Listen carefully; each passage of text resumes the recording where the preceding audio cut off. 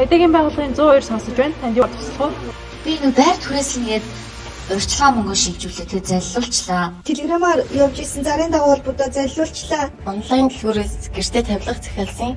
Facebook-ийн минь блоглоод эргүүлж яаж болж авах вэ? Би Facebook-ээр автомашин зарна гэсэн зарын дагуу холбогдоод заллуулчихлаа. Энэ он гарсаар эхний 30 хоногийн байдлаар цагдаагийн байгууллагад иргэдээс цахим орчин Telegram аппликейшн ашиглаж байхдаа заллуулсан, танихгүй хүнтэй холбоо тогтоож харилцаж байхдаа заллуулсан буюу Рамаас заллинд өртсөн автомашин худалдаж аван зээлийг нэмэгдүүлнэ, виз гаргана, онлайн барах худалдаа зэрэг зар мэдээллийн дагуу нийт 52 иргэн өөрсдийн хэрэгцээ шаардлага сонирхлынхаа дагуу цахим орчинд байршуулсан зар мэдээллийн дагуу холбогдож өөрсдийн эд хөрөнгөө бусдад заллуулсангийн гомдол мэдээллийг гаргасан байна.